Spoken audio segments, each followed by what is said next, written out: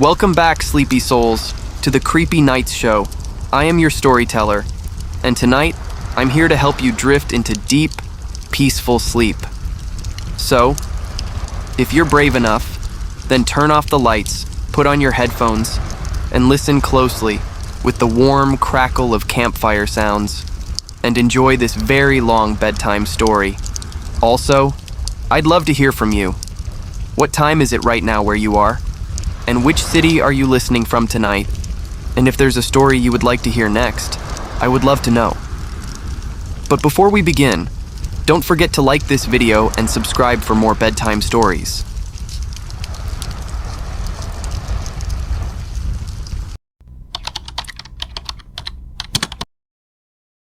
I told myself I would never go camping again after what happened in Michigan.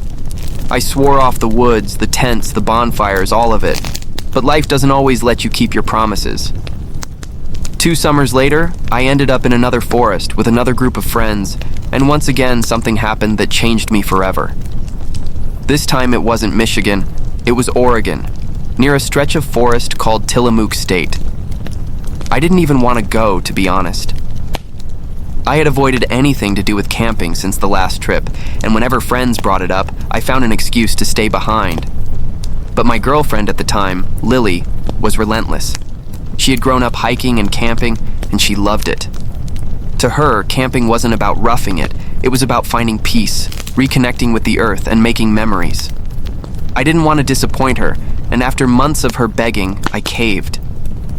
There were 6 of us all together: me, Lily, her brother Eric, his girlfriend Samantha, and 2 other friends, Nate and Tessa. They were the kind of outdoorsy people who thrived on long hikes, early mornings, and eating granola bars as if they were delicacies. I felt out of place before we even reached the trailhead, but I told myself it would be fine. Just a few days in the woods, nothing more. The hike in was exhausting, but the scenery was beautiful. Towering Douglas firs stretched so high they blocked out most of the sky, their branches forming a thick canopy that filtered the light into a soft green glow. Moss clung to every surface, and streams cut through the forest floor, babbling with cold mountain water. It was the kind of place people would call magical. To me, it felt claustrophobic. Every tree looked the same. Every shadow stretched too far. By the time we reached our chosen spot, I was already wishing I was home. We pitched our tents near a small clearing beside a creek. Eric and Nate got a fire going, and Lily tried to cheer me up by roasting marshmallows, laughing when hers caught fire and turned black. Everyone seemed happy, relaxed, alive.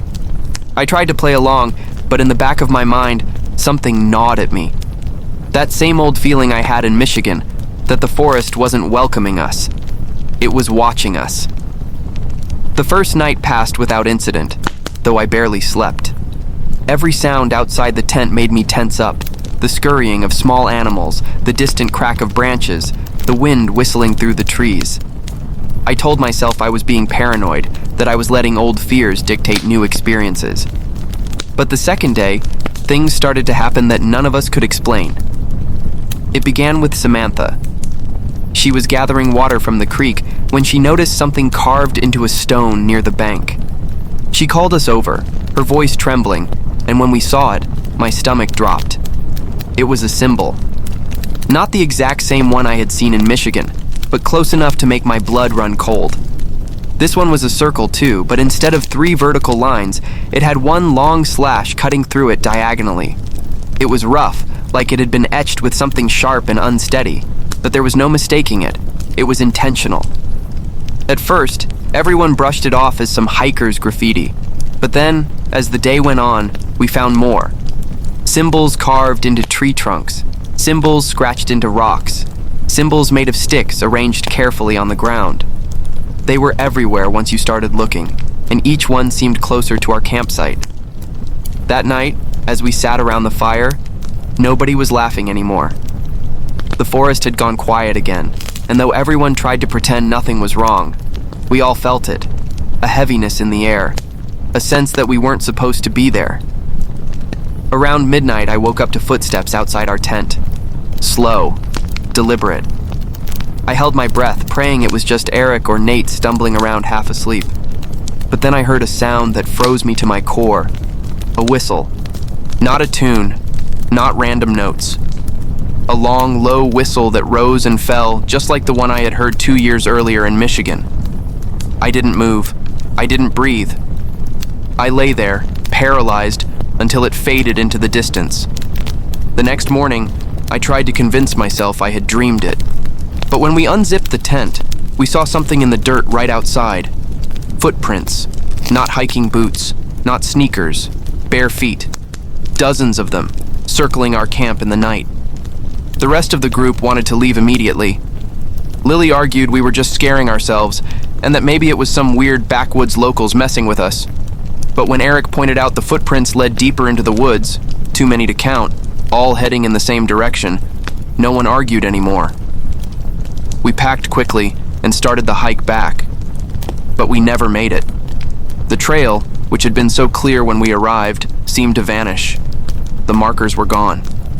The path twisted in ways we didn't remember. Every turn brought us deeper into the forest instead of out of it.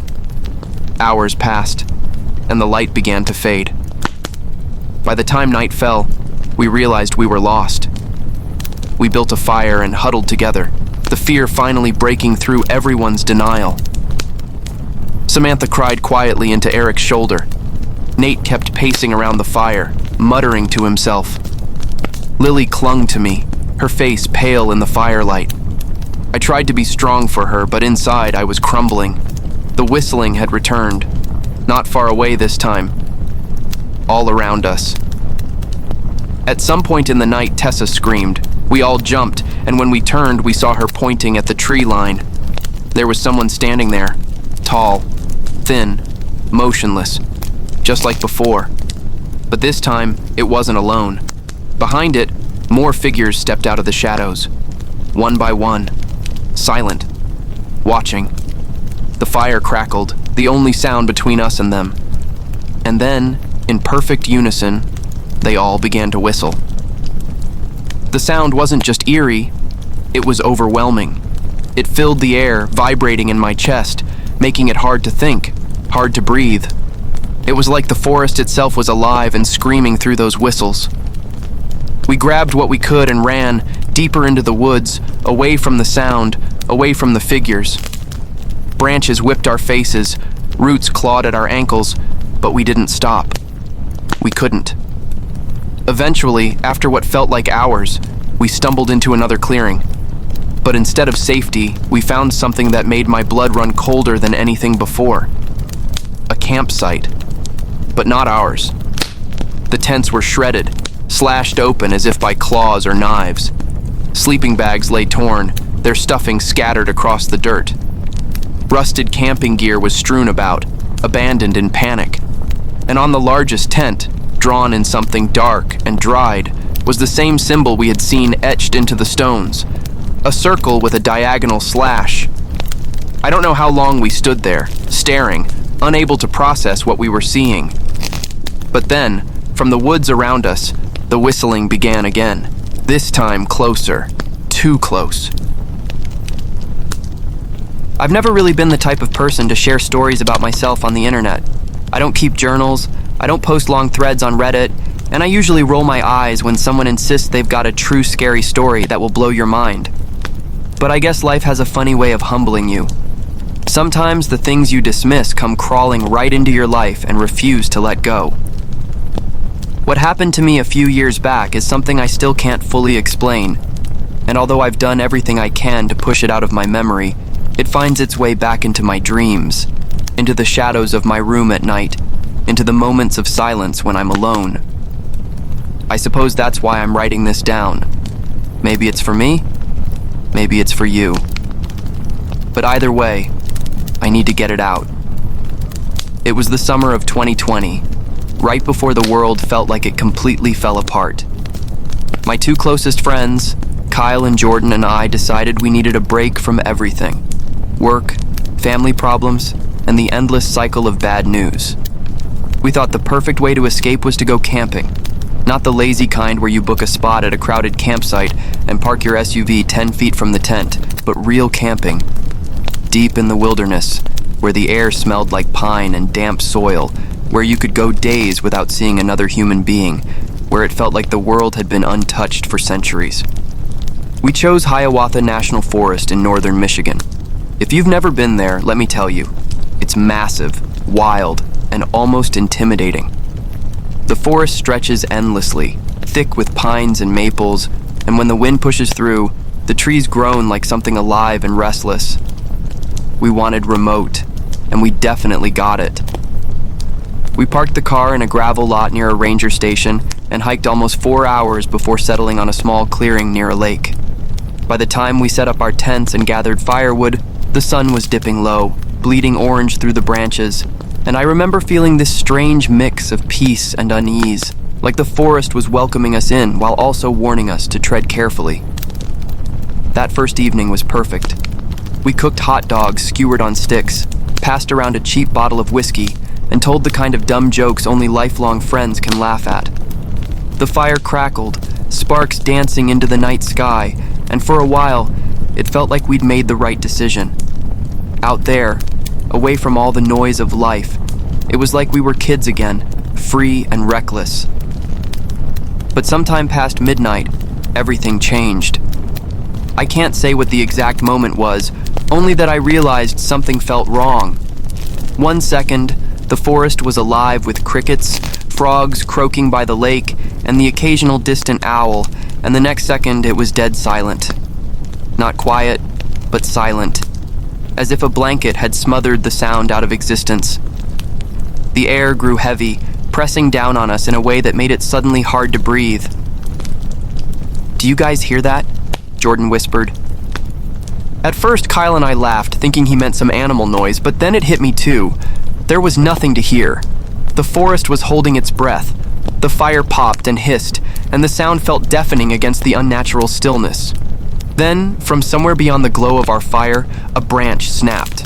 We all froze, our heads turning at once toward the tree line. The firelight only reached so far, leaving everything past a few yards drowned in shadow. It could have been anything. A deer, a raccoon, maybe even just the wind toppling dead wood. But in that moment, it didn't feel like that. And then came the whistle. It was soft at first, a low, drawn-out tune that echoed through the trees. It wasn't cheerful like someone whistling a song, nor sharp and quick like a signal. It was slow, deliberate, and human. Too human. The sound sent chills crawling up my spine, and when I looked at Jordan and Kyle, I could see in their eyes they were thinking the same thing I was. We weren't alone out there. We barely slept that night. Every time my eyes closed, I'd jolt awake at the faint rustle of leaves, the crunch of footsteps far too heavy for small animals, or the eerie whistle floating on the wind. By morning, our nerves were frayed, but none of us wanted to admit how unsettled we felt. We were stubborn, trying to brush it off as paranoia. But later that afternoon, while collecting firewood, Jordan called us over with panic in his voice. About 50 yards from camp, he had found something carved into the bark of an old pine tree. It was a symbol, a circle with 3 vertical lines running straight through it. At first, I thought maybe it was just graffiti left behind by some hiker, but then we noticed the same symbol carved into other trees surrounding our campsite. Each one was facing inward, like the forest itself had drawn a boundary around us. That night, we planned to pack up early in the morning and hike back to the car. None of us said it directly, but we all wanted out. Still, we had to endure one more night. We built the fire bigger than before, tossing in extra logs, the flames reaching high into the air as if they could hold back whatever was lurking in the dark. But the silence returned again, swallowing up the forest. And then, sure enough, the whistle began. Louder, closer. Hours dragged on. The fire burned low. At some point, exhaustion took me, and I drifted off, only to be shaken awake by Kyle. His face was pale, his voice trembling as he whispered, "Don't move. Just look." I followed his eyes toward the tree line. Standing just beyond the edge of the firelight was a figure. Tall, thin, still. It wasn't moving, but I could feel it watching us. I couldn't make out details. Its face, its clothes. But the presence was undeniable. Then, Without warning, it whistled. We panicked. Jordan leapt up, screaming and swinging the hatchet we'd brought for chopping wood. Kyle fumbled with his flashlight and shined it into the trees. And in that instant, the figure was gone. Not ran away, not retreated, just gone, like it had melted into the night itself. That was the breaking point. We grabbed what we could, backpacks, sleeping bags, whatever was close enough to snatch, and ran. We didn't care where, we just wanted away from that clearing. But the deeper we ran, the more the forest betrayed us. We should have found the trail, but we kept passing the same landmarks. A fallen log, a crooked tree, and once again, the same carved symbol glaring at us from the bark. It was like the woods were folding in on themselves, trapping us inside a loop. And all the while, that whistle followed us, sometimes behind, sometimes ahead, sometimes impossibly close, just a breath away. Then, out of nowhere, we stumbled upon a cabin. It was old, sagging under the weight of years, with boards nailed across its windows. But light flickered inside. Candlelight. Relief surged through us, drowning out the warning bells screaming in my head. Without thinking, we ran to the door, banging desperately. The door creaked open on its own. Inside, the air was thick with dust and rot. Cobwebs clung to the corners, but on the wooden table at the center, candles burned in small, steady flames. At first, I was too relieved to question it, until I saw the walls. Every inch of them was covered in the same symbol carved into the trees outside. Circle with 3 vertical lines, over and over again, layered until the wood seemed alive with scratches. And then I looked closer at the candles. They weren't made of wax, they were made of fat. Thick, yellowish, congealed fat, dripping down the sides like flesh melting in the fire. Jordan screamed and bolted for the door, but it slammed shut with a violent bang. The candles flickered, the air grew heavier, and from the darkest corner of the cabin, something began to move. It stepped forward slowly, joints creaking, bones snapping with each unnatural motion. Its limbs were too long, its head cocked at a sickening angle, its body impossibly thin, and when it opened its mouth, it whistled. Only this time, it wasn't alone. Outside, dozens of whistles answered, surrounding the cabin, weaving together into a chorus that made my skin crawl. The sound pressed in from every side, rattling the walls, filling the air, leaving no escape. And as the thing in the corner drew closer, I realized something I'll never forget for as long as I live. It wasn't just watching us, it was smiling.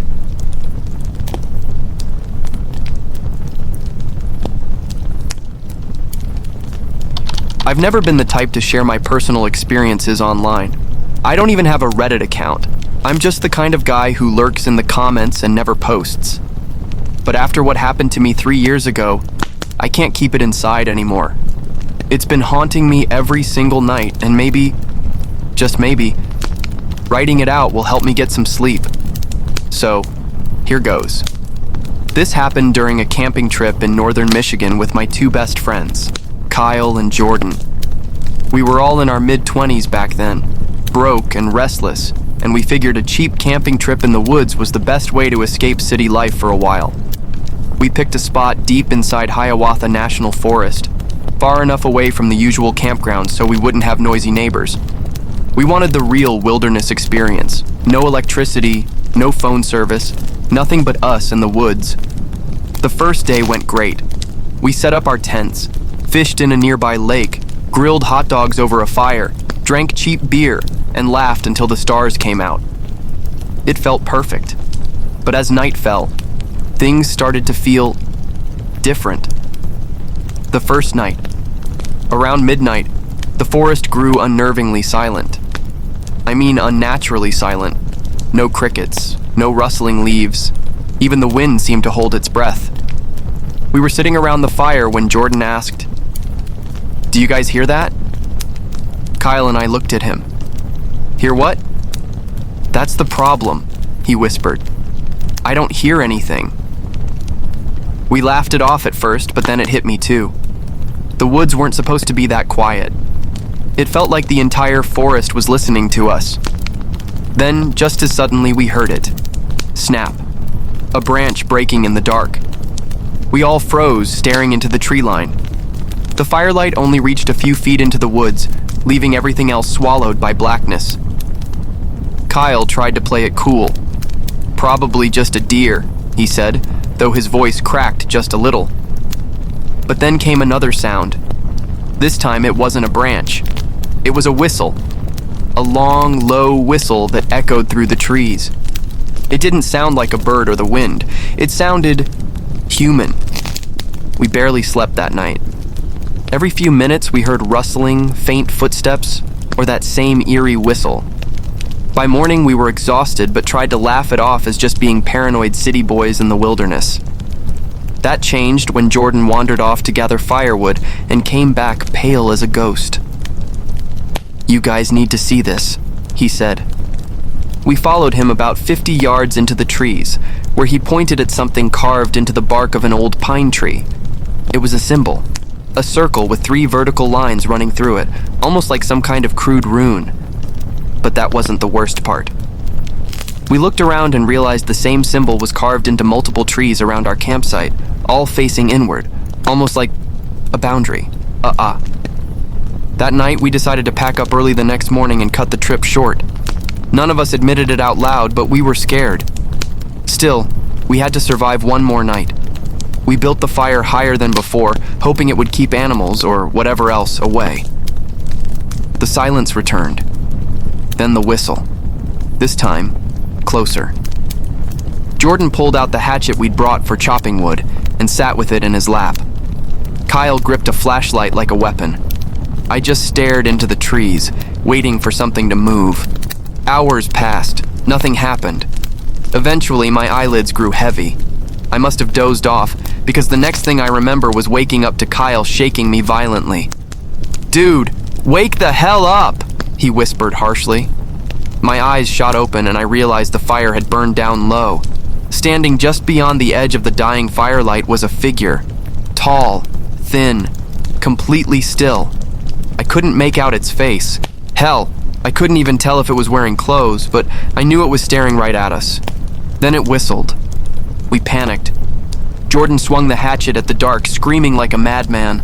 The figure didn't move, at least not until Kyle grabbed the flashlight and shined it straight at it. And then it was gone. Not walked away, not ran off, just gone. Like it melted into the shadows. That was it for us. We grabbed what we could, our backpacks, sleeping bags, whatever was closest, and bolted into the woods, leaving the tents behind. We didn't care where we were going, we just needed to get away from that clearing. But the deeper we ran, the stranger things got. The woods looked wrong. We should have hit the trail by then, but instead we kept passing the same landmarks, the same fallen log, the same crooked tree, even the same symbol carved into the bark.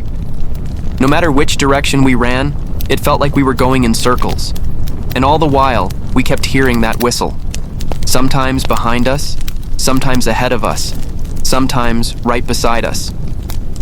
Just when we thought we were doomed to wander the woods forever, we stumbled upon something we never expected to see out there. A cabin. It was old, weather-beaten, with boards nailed haphazardly over the windows. But there was light inside, flickering like candlelight. At that point, we didn't care if it was trespassing. Anything was better than staying in the open. We rushed to the door and banged on it. "Hello? Please, we need help." The door creaked open on its own. Inside, the cabin was dusty, full of cobwebs and smelled like mold. But there were indeed candles burning on a wooden table in the center. And on the walls, more of those symbols. Circle with 3 vertical lines. Dozens of them. And then I noticed something else, something that made my stomach drop. The candles weren't wax, they were fat. Melted human fat, hardened into crude candles. Jordan screamed and bolted for the door, but before he could reach it, it slammed shut with a deafening bang. We spun around, and in the corner of the cabin, where the shadows were deepest, something began to move. Not a man, not even close. Its limbs were too long, its body too thin, its head tilted at an unnatural angle. It stepped forward slowly, creaking, bones cracking with each movement. And then it whistled. But this time, it wasn't just one whistle. It was many. Dozens of voices whistling in unison outside the cabin surrounding us. And as the figure came closer, I realized it wasn't just staring at us, it was smiling.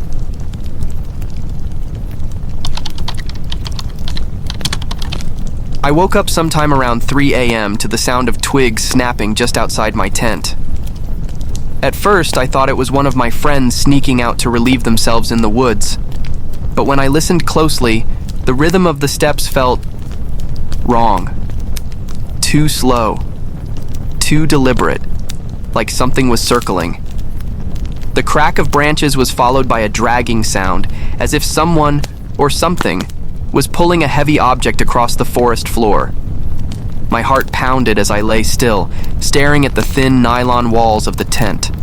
Every tiny movement outside sent a shiver racing through me. Then, just as suddenly as it had begun, the noise stopped. The silence that followed was far more terrifying than the sounds themselves. I knew whatever was out there was still there, listening, waiting. I pulled the sleeping bag up to my chin and forced myself to breathe quietly. Then came the faintest whisper, so soft that I questioned if it was real at all. A voice, low and shaky, calling my name from just beyond the tent wall. Not my nickname, not the way my friends would say it, my full name. That's what chilled me the most. Only my parents ever used it that way. My first thought was that someone was trying to mess with me, but how could they know? None of my friends called me by that name.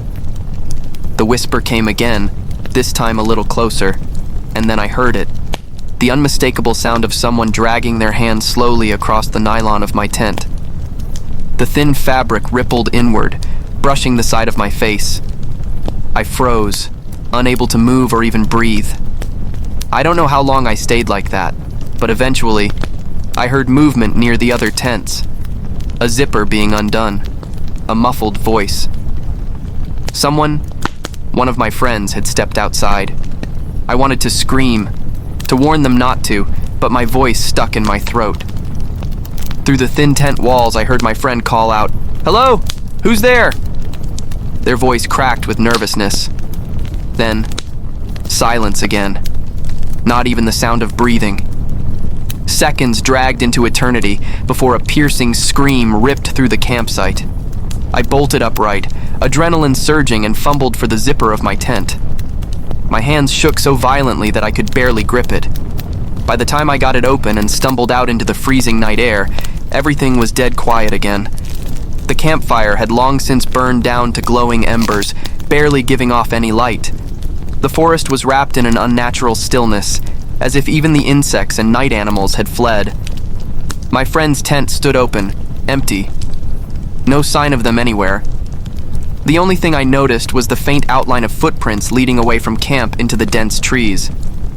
But these weren't the deep impressions of hiking boots. They were long, narrow, almost skeletal. I swear I could see claw marks where the toes should have been. My stomach dropped. I wanted to wake the others, but when I turned toward the tents, I froze. One by one, each tent began to collapse in on itself, as though something heavy was pressing down on them from above. I could hear my friends inside, screaming, thrashing, trying to push back against the crushing weight. But the fabric sank lower, tighter, suffocating them. And then, silence. The tent stood there perfectly still, like nothing had happened. No movement, no sound, just the pale outline of the nylon glowing faintly under the moonlight. I backed away slowly, my breath coming in ragged gasps, when I felt a hand clamp down on my shoulder. It was ice cold, the fingers far too long to be human. I spun around, expecting to see one of my friends, but what I saw instead nearly made my heart stop. A tall figure, easily 7 feet, stood half hidden in the shadows of the trees. Its skin looked like stretched gray leather.